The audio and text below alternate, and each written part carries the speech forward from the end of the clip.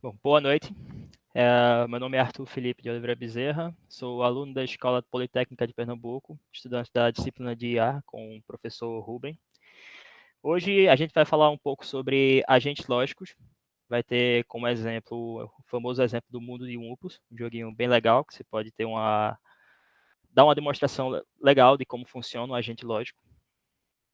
E bem, anteriormente, no estudo de agentes inteligentes, a gente vê que existe uma certa quantidade, uma variedade de tipos de agentes que reagem ao ambiente de formas particulares. Em um exemplo mais básico, a gente tem agentes que tomam decisões baseadas apenas na sua percepção no instante atual, têm a sua utilidade, mas a gente sabe que eles são bem limitados, né? Porque eles não são capazes de ter um raciocínio maior sobre as informações que ele tem e também não consegue armazenar muito bem os modelos de mundo na cabeça dele. E aí a gente entra numa área chamada agentes baseados em conhecimento. Esses agentes eles são capazes de manter um estado interno de conhecimento, eles raciocinam sobre esse conhecimento e eles conseguem atualizar essa base dele e realizar as ações. É uma palavra-chave aqui, essa parte de raciocínio. Eles conseguem raciocinar sobre o conhecimento, eles conseguem fazer operações maiores sobre esse conhecimento do que agentes mais limitados. Eles conseguem utilizar a lógica para poder combinar as informações e obter uma gama de resultados muito mais abrangentes. E aí, quando a gente fala em estado interno de conhecimento, a gente está falando de uma coisa chamada base de conhecimento, que a gente vai ver melhor como funciona. É um dos pilares do agente baseado em conhecimento, uma das partes principais dele. E a outra parte principal dele, uma das outras partes principais dele vai ser essa capacidade de inferência. O que é inferência? A gente vai ver também melhor o que significa isso, mas é um fundamento do agente lógico.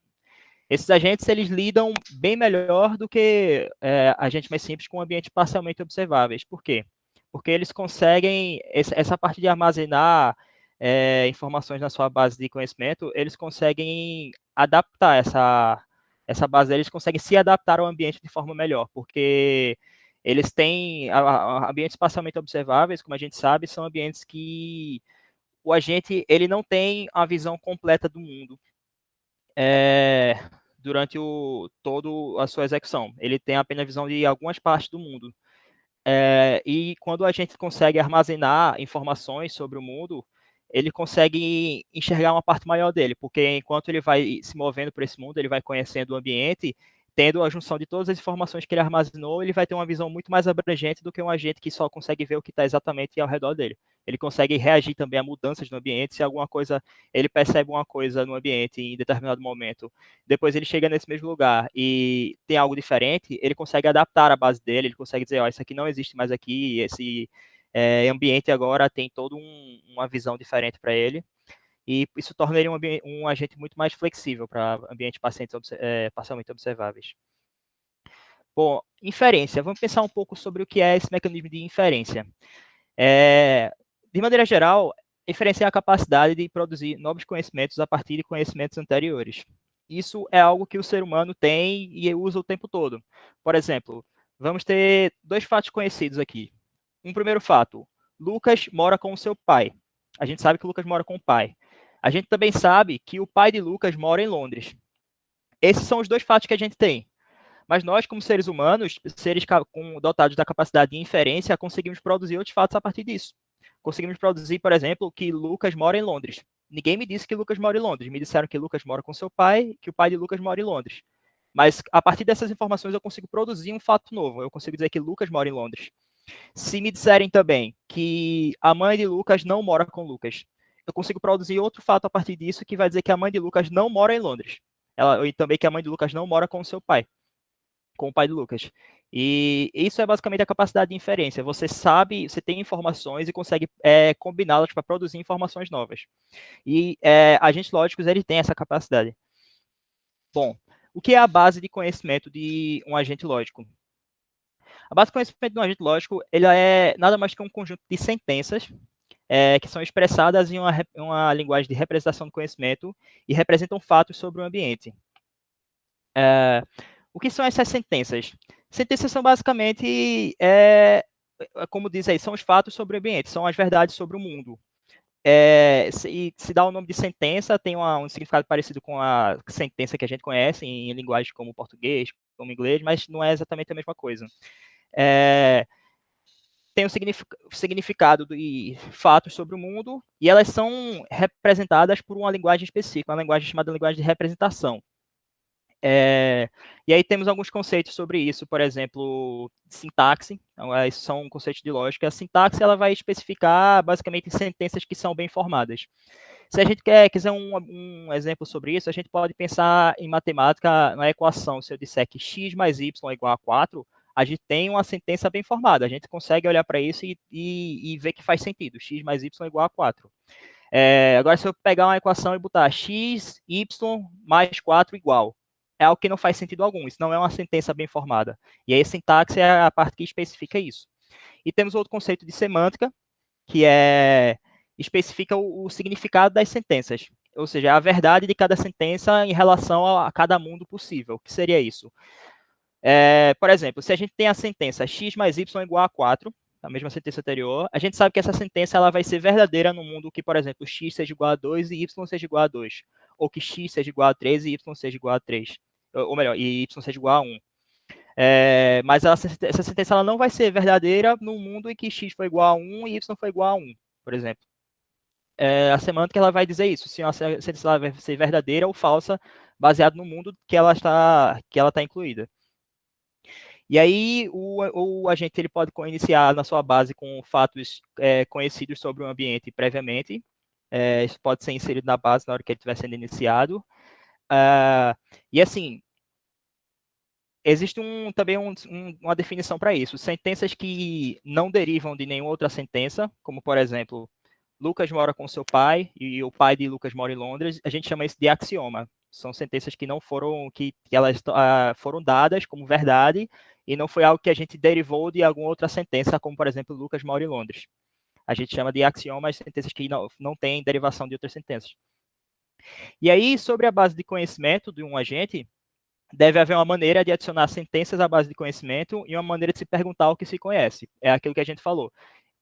O agente ele deve ser capaz de atualizar a sua base de conhecimento. A cada vez que ele receber uma percepção nova, ele deve conseguir acessar a sua base, ele consegue dizer essa percepção para a sua base, e ele consegue também perguntar à sua base o que ele já conhece, para poder tomar as decisões nesse. E o nome padrão dado para essas operações é tell e ask. Tell, ou contar, quando o agente ele conta para a sua base, eu tenho tal percepção nesse momento agora. Aí essa base vai atualizar e ele vai perguntar alguma coisa sobre o que é que eu sei sobre o mundo agora, o que é que eu posso dizer sobre o mundo.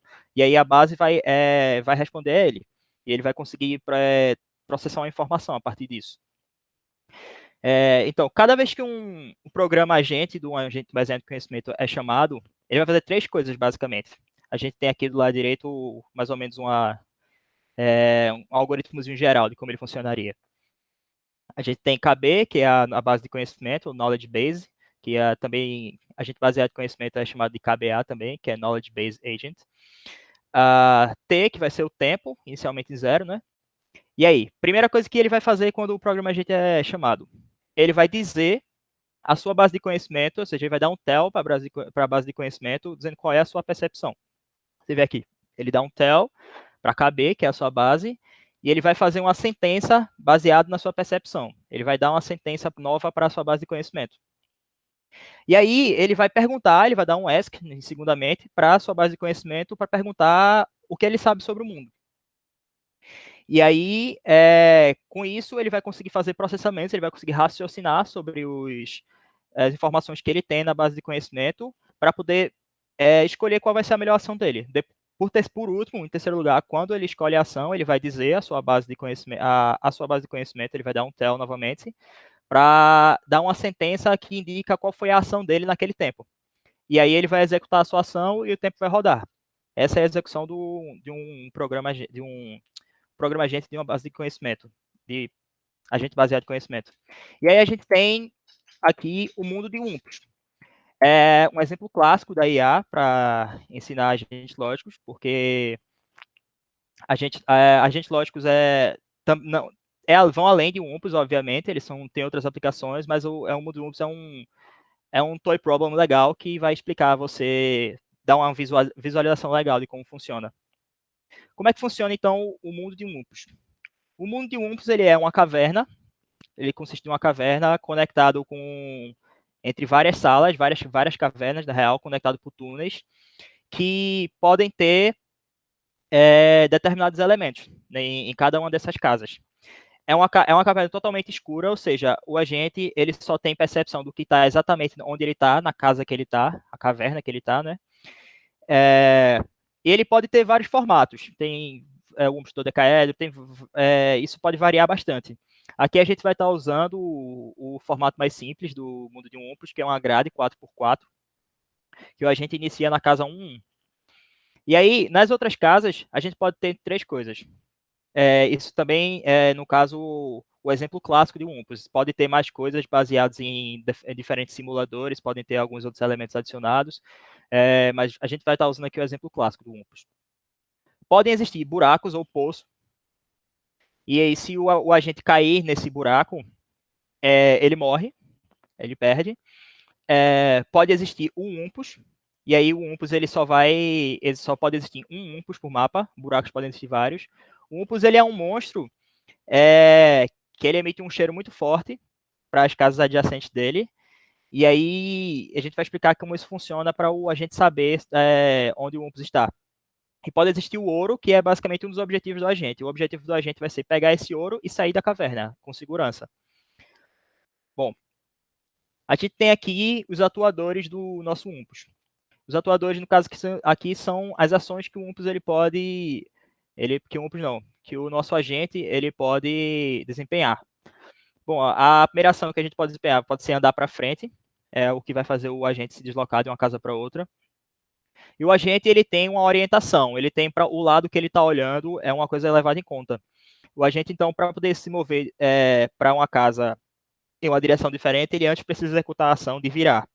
Ele consegue virar 90 graus ou para a direita ou para a esquerda. Por exemplo, o agente está na casa 1, ele vai iniciar olhando para a casa 1, 2. E aí, se ele quisesse se mover para a casa 2, 1, ele teria que se mover 90 graus para a esquerda. O agente ele pode pegar o ouro, e aí ele só pode pegar o ouro se ele estiver na mesma casa do que o ouro, obviamente, e ele só vai perceber onde o ouro está também se estiver na mesma casa que ele. O agente ele pode atirar uma flecha para tentar matar o Wumpus, se ele desconfiar de onde o Wumpus está, ou então se ele souber exatamente onde está. Essa flecha pode errar ou pode acertar, né? E ele pode escalar a saída. Essa ação só pode ser executada quando o agente está na casa 1, que é a casa inicial. E aí ele vai sair do mapa e finalizar o jogo. E aqui a gente tem os sensores do nosso Wumpus. Ele tem 5 sensores básicos. Tem a brisa, e essa brisa ele vai sentir sempre que ele estiver numa casa adjacente a um poço, um buraco. Todo buraco ele vai emitir para suas casas adjacentes, e aqui é importante perceber que a diagonal não conta, nós só vamos levar em conta cima, baixo, esquerda, direita. Todo poço ele vai emitir para as casas adjacentes a ele uma brisa. E aí, quando a gente tiver numa casa que tem uma brisa, ele vai saber que uma das casas adjacentes a ele, pelo menos uma no caso, vai ter um poço. Podem ter mais de um poço, mas a percepção é a mesma, é a brisa. Não vai ser uma brisa mais forte, nem nada diferente, não. O nosso segundo sensor vai ser o fedor, e esse aí ele vai sentir quando estiver numa casa adjacente ao Wumpus. Ele vai saber que tem um Wumpus em alguma casa adjacente a ele. E nesse caso, ele vai saber que só pode ser uma casa possível que o Wumpus exista, né? O terceiro é o brilho. Esse daí ele vai sentir quando estiver na casa do ouro, e apenas na casa do ouro, diferente das outras sensações. Esse daí ele não vai sentir se estiver adjacente. Ele só sente assim que entra na casa do ouro, ele percebe o brilho. A quarta percepção é o grito. E essa percepção ele vai ter quando ele atirar a flecha. Se ele acertar o Wumpus ele morre e solta um grito que pode ser ouvido em toda a caverna. E aí, diferente dos outros, esse daí ele pode ser, essa sensação pode ser percebida em qualquer lugar da caverna que ele tiver, contanto que a flecha acerte. Então, por exemplo, se temos que o agente está sentindo o fedor e ele tenta adivinhar onde o Wumpus está e atira a flecha, se ele não ouvir nenhum grito, é porque o Wumpus ele sabe que não matou o Wumpus, e ele sabe que o Wumpus ele não está na direção que a flecha foi atirada. Porque assim, a flecha ela percorre nesse simulador até o final, até colidir com a parede. Se o agente onde ele está agora, olhando para casa 1, 2, se ele atirar, a flecha ela vai acabar na casa 4, 5. Não, melhor, na casa 1, 4. Se ele atirar para cima, a flecha vai acabar lá na casa de cima. E aí, se o Umpus estiver no meio desse caminho, o Umpus vai morrer. E a quinta percepção que o agente pode ter é a colisão. O agente, a gente sabe, olhando aqui para o mapa, que ele é um mapa 4x4. A gente sabe, por exemplo, que não tem nada à esquerda do agente, não tem nada abaixo do agente, na casa 1. Porém, o agente não sabe disso. O agente ele é praticamente cego aí, porque a caverna é muito escura, ele só sabe que está na casa dele. Então, se o agente tentar se virar para a esquerda e andar, ele vai colidir com a parede, vai dar um bump. E aí ele vai saber ó, que não tem casa mais ali. Essa é a percepção da colisão. Essas percepções elas são dadas ao programa agente em uma lista de valores binários. Por exemplo, é uma lista com cinco valores, e aí pode ser brilho, nada, nada, significa, ou melhor, brisa, nada, brilho, nada, significa que ele está sentindo uma brisa, significa que ele está percebendo o brilho, e os outros nada significam que não tem fedor, não tem grito e não tem colisão. E aí esses valores vão sempre ser ou existe ou não existe, ou ele sente uma brisa ou nada, ou ele sente o fedor ou nada, isso para cada um dos sensores possíveis. A medida de desempenho do nosso agente ela é dada no Umpus original dessa seguinte maneira. Ele vai receber mais 1000 pontos se ele conseguir sair da caverna com o ouro. E aí é importante frisar que ele precisa sair da caverna com o ouro para ganhar esses 1000 pontos, porque se ele só pegar o ouro, ele não vai ganhar nada por isso. Ele precisa conseguir sair da caverna com o ouro. Se ele pegar o ouro e morrer na próxima rodada, já era, não ganha nada. Ele perde 1000 pontos se ele cair em um buraco ou morrer para um Umpus, ou seja, ele perde 1000 pontos se ele morrer. Qualquer um das duas situações vai ser o fim do agente. Ele perde 1 ponto para cada ação tomada, ou seja, se ele andar para frente, ele perde 1 ponto, se ele se virar, ele perde 1 ponto. E ele perde 10 pontos para se ele atirar a flecha. Atirou a flecha, ele é equivalente a 10 ações, ele perde 10 pontos. E o jogo vai acabar ou quando o agente morre, ou quando ele consegue sair da caverna. Com ou sem ouro. Ele pode sair da caverna sem ouro, só não vai ganhar os 1000 pontos, né? Bom, como seria a execução do Umpus? Ele inicia, esse mapa aqui, vale lembrar que esse mapa aqui agora, ele tá igual ao mapa que a gente viu. As posições do Umpus, do ouro e dos poços são exatamente os mesmos. Só que agora a gente vai ter a visualização do agente. O agente não sabe onde estão as coisas, ele só tem as percepções. Então, ele inicia o jogo na casa 1-1, ele recebe uma lista de percepções nada, nada, nada, nada, nada. Ou seja, não tem brisa, não tem fedor, não tem brilho, não tem grito, porque ele não atirou a flecha, obviamente, e não tem colisão. Ele não tentou se mover ainda, então não tem como ele sentir uma colisão. Com isso, ele consegue inferir, isso aí já entra a capacidade de inferência, né?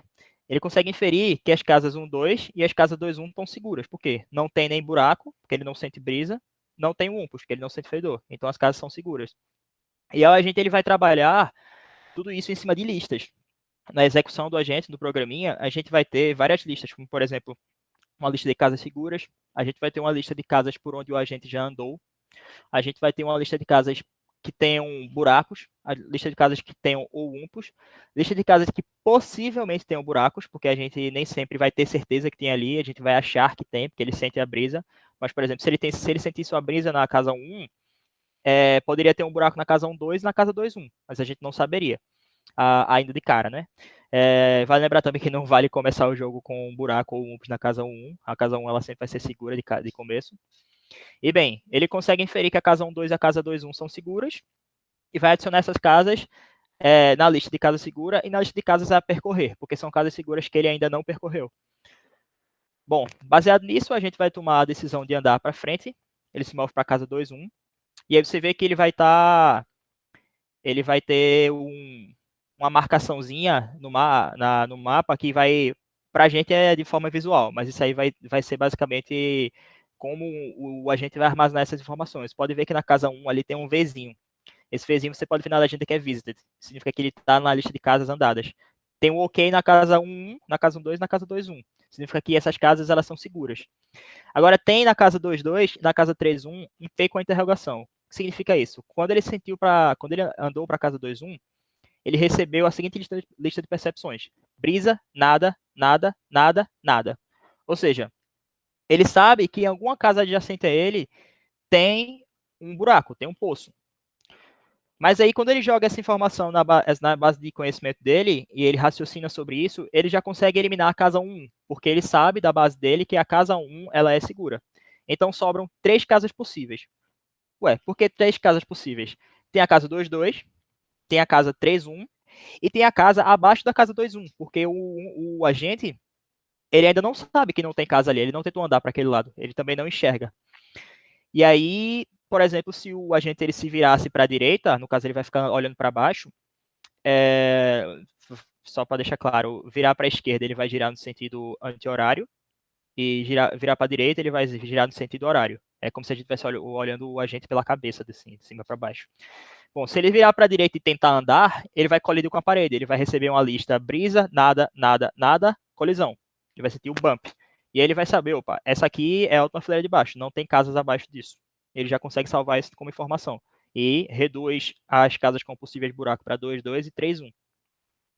Bom, feito isso agora, qual é o próximo passo do agente? Ele vai olhar para a lista de casas percorridas, de casas seguras dele, vai ver que tem ainda uma casa segura que ele não percorreu, e que ele tem um caminho seguro para a casa que ele não percorreu, que no caso seria a casa 1-2, ele pode ir para a casa 1-1 e para a casa 1-2. E aí ele, obviamente, ele não vai arriscar. Não, eu sei que pode ter um buraco na casa 2-2 ou na 3-1. Pode ter também um buraco em cada uma dessas casas, ele não sabe. Ele não vai arriscar, né, descobrir assim. Ele vai percorrer as casas que ele sabe que é segura. Então ele vai voltar para a casa 1-1, vai andar para a casa 1-2. Chegando na casa 1-2, ele tem agora novas percepções, ele vai receber uma lista nada, fedor, nada, nada, nada. E aí ele, opa, eu sei que a casa 22, ela poderia ter um buraco. Mas agora que ele está na casa adjacente a 22 pela esquerda, ele não está sentindo nenhuma brisa. Então ele já fala, opa, então quer dizer que a casa 22, ela não tem buraco. Então, o buraco que ele sentiu antes estava na casa 3-1. Aí pode ver que o pezinho agora, na casa 3-1, ele está com exclamação, porque aquilo é um fato agora. Ele sabe que, de fato, a casa 3-1 ela tem um buraco. Ela sai da lista de casas com possíveis buracos e entra na lista de casas com buracos, com certeza. E outra coisa, ele está sentindo agora o fedor. Ou seja, pode ter um umpus em cada uma das casas adjacentes a ele. Porém, ele sabe que a casa 1, novamente, ela é segura. Aí vamos supor que ele chegou na casa 1 naquela hora e ele tentou andar para a esquerda. Porque quando ele começou o jogo, ele sentiu que ali era seguro, né? Ele teria adicionado aquilo ali como uma casa segura na lista dele. Só que ele tentou andar para a esquerda, sentiu um bump. Então ele já sabe que ali não tem mais mapa. Ele chegou no fim. Aí com isso, ele chegando na casa 1-2, ele sentindo o cheiro do Umpus, ele poderia dizer que o Umpus estaria na casa 1-3 ou na casa 2-2. Porém, quando ele estava na casa 2-1, ele não sentiu o fedor. Ou seja, ele sabe que o Umpus não está na casa 2-2. Com isso, ele já elimina todas as outras casas. Ele sabe de fato agora que o Umpus está na casa 1-3. E que a casa 2-2 é segura. Por quê? O Umpus não está nela e ele sabe que não tem buraco, porque ele não sente mais brisa. Então agora ele vai percorrer a próxima casa segura que ele tem, que vai ser a casa 2-2. Chegando na casa 2-2, ele pula um passo, mas é fácil de você perceber o que ele fez. Chegando na casa 2-2, ele não sente nada, é uma casa segura. É uma casa que não tem brisa nem buraco, ou melhor, não tem brisa nem fedor, então não tem buracos nenhum em nenhuma casa adjacente a ela. Aí ele pode ter adicionado aí a casa 3-2 como uma casa segura, só que se ele andasse para a casa 3-2, ele ia sentir a brisa novamente, tanto da casa 3-1, porém ele não sabe se a casa 3-3 ou a casa 4-2 teriam um buraco, né? Então ele não vai seguir em frente depois disso. Ele voltaria, iria para a próxima casa segura, que seria 2-3. Chegando na casa 2-3, ele sente o brilho, ele sente uma brisa e ele sente o fedor. Ele já sabe de fato que o Umpus está na casa 1-3. Ele sabe agora também que existe um possível buraco na casa ou 2-4, ou 3-3, ou 1-3. Só que ele sabe que não tem buraco na casa 1-3 porque ele tava na casa 1-2 e não sentiu nenhuma brisa. Então ele já remove a casa 1-3 das listas. Fica então um P com interrogação na casa 3-3 e na casa 2-4. Percebam que quando eu vou explicando, eu vou como se eu tivesse vários fatos crus que ele pega em um momento e vou adicionando outros fatos de outras percepções que ele tem em momentos diferentes. E essa acaba se contradizendo um pouco na hora quando eu digo que ele acha que tem na 1-3 um buraco, mas ele sabe depois que não tem um buraco na 1.3, porque ele teve na 1.2. Isso é porque eu tô combinando, percebe, eu tô combinando sentenças, eu tô combinando informações que ele teve em momentos diferentes. Isso é um processo de raciocínio, isso é um processo de inferência.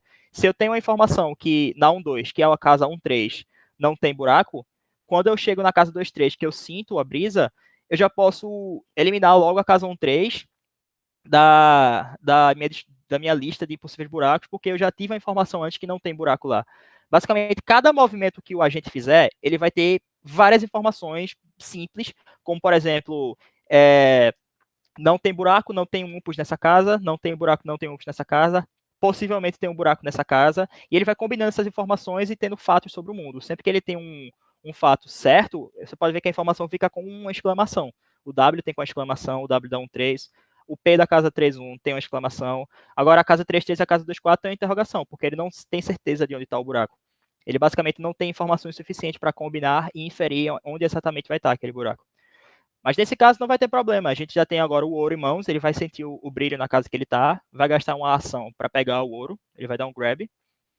E aí ele pode, se ele quiser, ele pode tentar matar um Umpus. Ele pode se virar para a esquerda, porque ele sabe que a Umpus está na casa 1.13, ele pode atirar a flecha. Se ele faz isso, ele vai ouvir o grito, vai saber que o Umpus está morto, e ele vai marcar a casa 1.13 agora como segura. Ele pode andar, entrar na casa que o Umpus estava se o Umpus estivesse morto. Não é perigoso, isso é bem fedorento. Podem ter simuladores que tem pontuação para se você matar o Umpus ou não, você ganha pontos a mais. Nesse caso aqui a gente não vai estar ganhando, então eles podem fazer só por, sei lá, quer matar mesmo. E aí, ele estando com o ouro em mãos, e ele tendo um caminho seguro de volta, na lista dele ele sabe que a casa 2.2, a casa 1.2, a casa 1.1 e agora a casa 1.3 também são seguras, ele pode fazer o caminho de volta para o começo da caverna e sair da caverna com o ouro em mãos. E aí o programa seria encerrado e a gente teria a nossa medida de desempenho boa, né? Porque ele conseguiu o ouro sem morrer.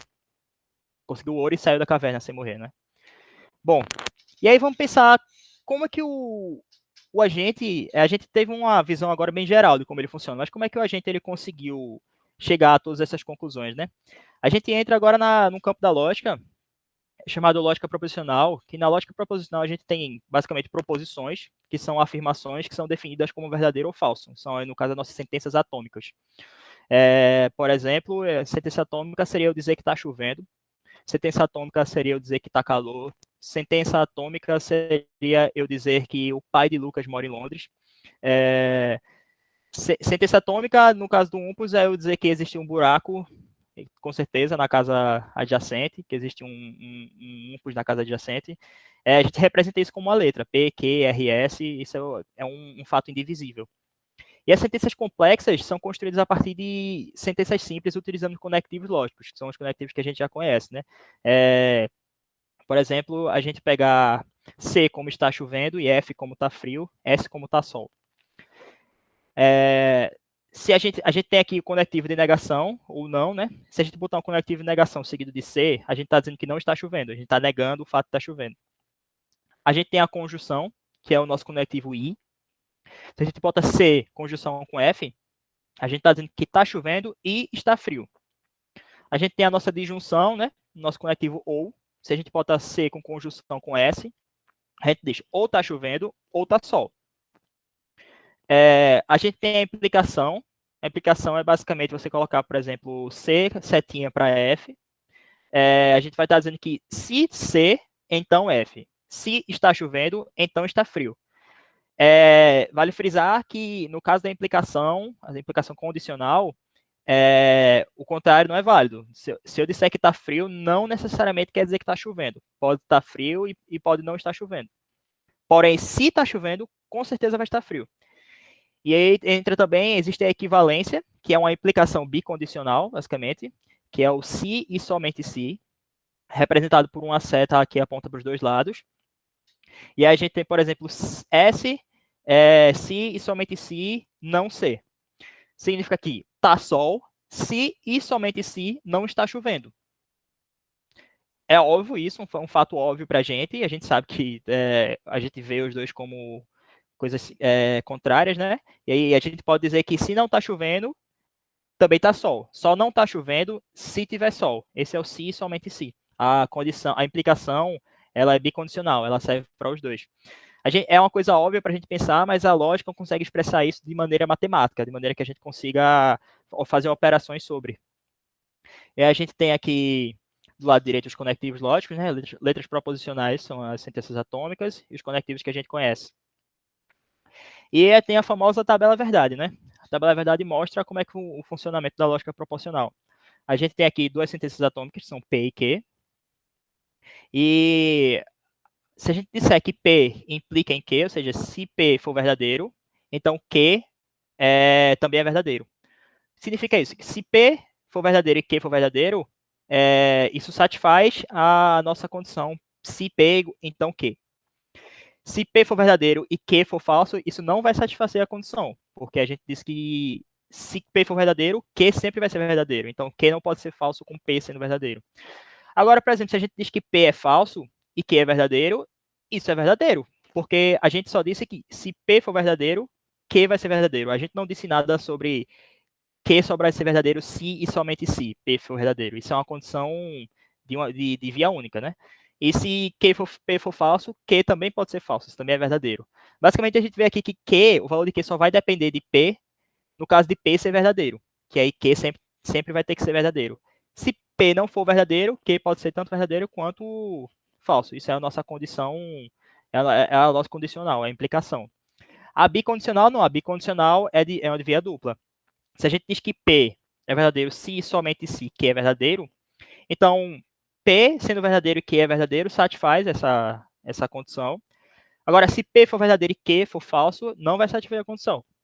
Diferente da condicional, se P for falso e Q for verdadeiro, então nesse caso vai estar falso. Por quê? Porque Q só vai ser verdadeiro se somente se P for verdadeiro. E vice-versa, né? Aí se um for falso, se P for falso, então Q é falso. Isso é verdadeiro. Essa é a lógica bicondicional. Temos a negação, basicamente é dizer se uma coisa é verdadeira ou falsa, né? Se P ou se não P, no caso P sendo verdadeiro, o não P vai ser falso. P sendo falso, não P vai ser verdadeiro. Temos a conjunção, que é o nosso sinal de e aí a gente diz que se P e Q, P verdadeiro e Q verdadeiro, satisfaz essa equação, essa condição. P verdadeiro e Q falso, não satisfaz.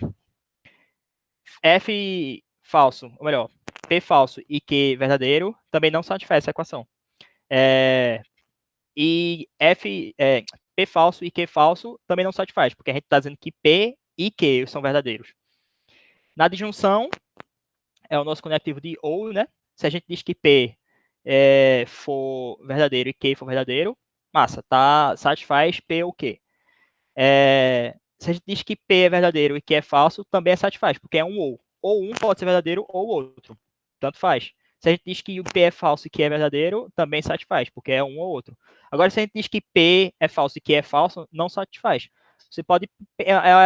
Você falando, seres humanos falando isso, consegue enxergar de maneira fácil. Se eu digo que ou P ou Q é verdadeiro, pelo menos um dos dois tem que ser verdadeiro. Pode ser só P ou pode ser só Q, diferente da conjunção. Se eu digo que P e Q é verdadeiro, eu não posso ter um verdadeiro e um falso. Os dois têm que ser verdadeiros para poder satisfazer essa condição.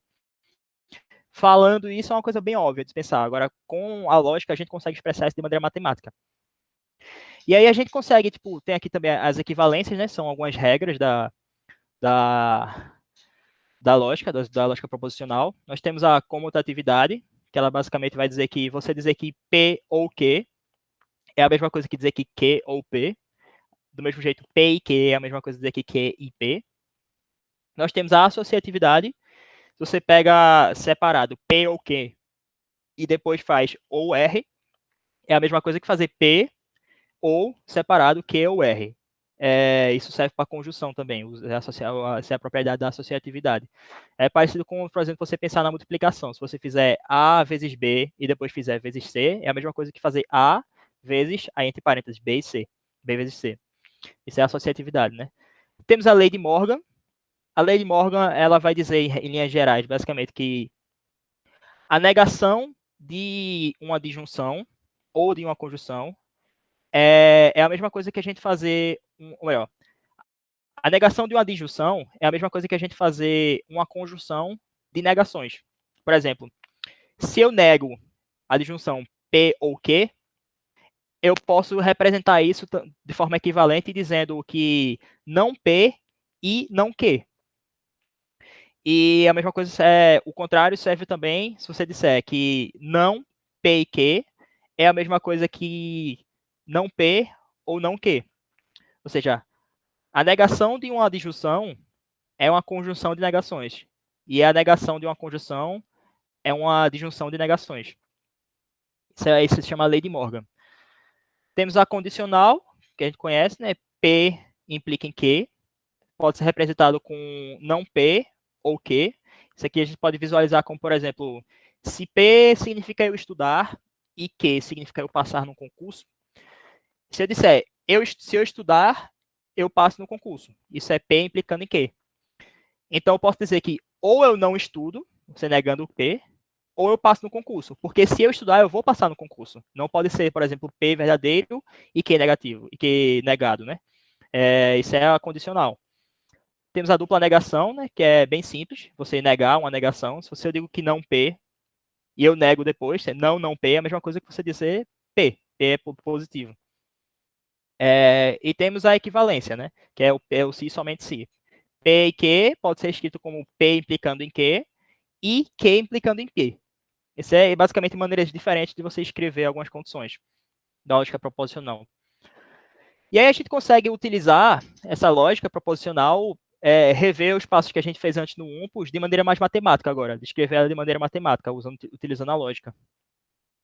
Por exemplo, a gente viu que o nosso UMPUS, isso aqui é a maneira basicamente que a gente vai ver quando a gente for programar o UMPUS. O UMPUS ele é programado através de várias sentenças lógicas, várias condições lógicas.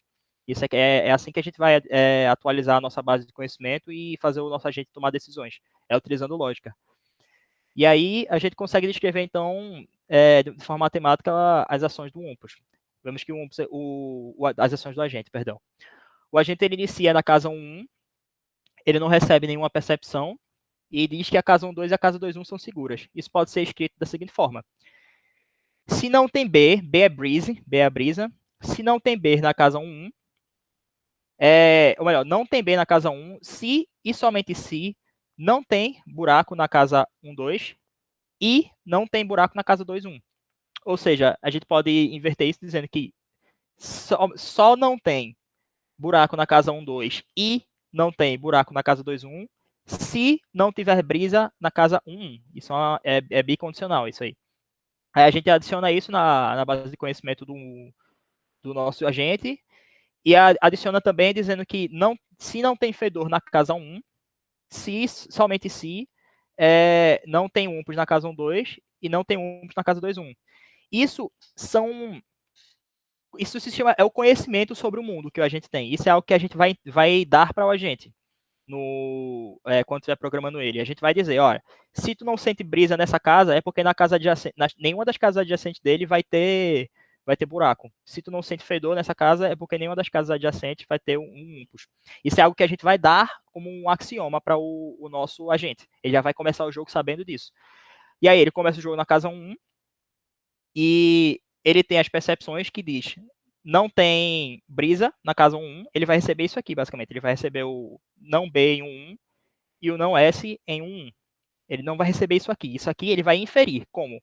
Ele vai entregar isso aqui, vai dar um tel nisso aqui para a base de conhecimento, e ele vai dar um ESC depois. E ele vai conseguir ver que isso aqui se é satisfeito se somente se isso aqui for satisfeito. Ou seja, ele consegue, a partir disso aqui, inferir isso. E aí ele vai dizer que essas casas aqui são seguras. Primeiro passo.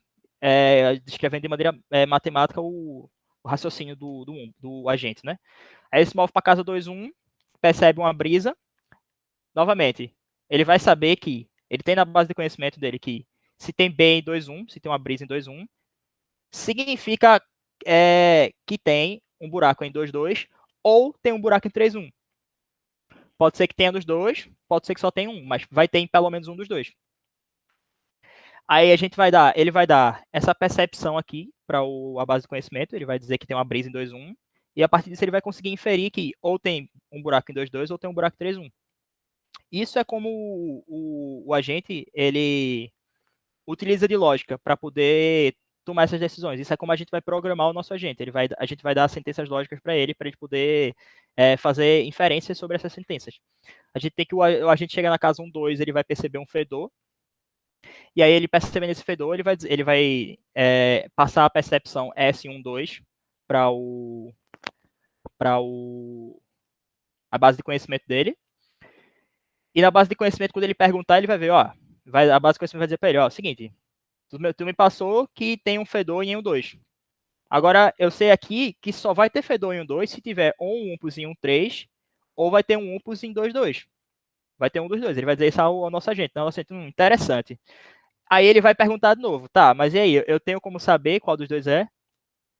Na nossa base de conhecimento, então, a gente vai combinar isso com outras sentenças e a gente vai perceber, opa, lá no começo, lá no começo não, 2 rodadas atrás, 3 no caso, porque se virar também conta com uma, há 3 rodadas atrás, a gente percebeu que a casa 2.2 não tem um umpus, porque a gente estava na casa 1.1, na casa 1 a gente teve um S, uma negação de S na casa 2.1.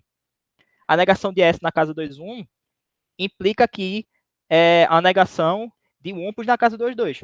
Ele tem esse fato inferido na base dele. Aí quando ele juntar esse fato com essa sentença, ou melhor, quando ele tem essa sentença com essa sentença complexa que ele tem agora, ele consegue eliminar esse umpus na casa 2.2, porque ele já tem que ele já tem uma sentença atômica que não tem um umpus na casa 2.2. E aí ele já consegue ter uma sentença atômica que vai ter, com certeza, um umpus na casa 1.3. Da mesma forma, quando ele estava lá na casa 2.1, ele sentia uma brisa. Então, ele teve aquele ou tem pulso na casa 3.1 ou tem pulso na casa 2.2. Só que quando ele chega na casa 1.2, ele vai ter uma percepção que não tem nenhuma brisa, então automaticamente ele vai colocar negação para um pulso na casa 2.2, negação para um pulso na casa 1.3. Quando ele combinar essas informações, ele vai perceber que o pulso que ele sentiu antes estava na casa 3.1, porque não tem pulso na casa 2.2. E ele vai perceber também, por não ter sido fedor na casa 2.1, que o umpus não está na casa 2.2. Então o umpus está na casa 1.3. Basicamente é isso. É a matemática de como funciona o nosso agente. Ele vai pegar várias sentenças lógicas e vai recombiná-las e fazer inferências sobre elas. E com isso, ele vai tendo toda uma visão de mundo muito mais flexível do que agentes mais simples. Agentes que não consigam ter essa base de conhecimento e não consigam acessar e atualizar ela. À medida que ele for percorrendo as casas do mundo, ele vai juntando mais e mais sentenças que pode ter combinar de forma mais inteligente. Obviamente, você percebe que cada passo que ele dá, ele adiciona mais sentenças.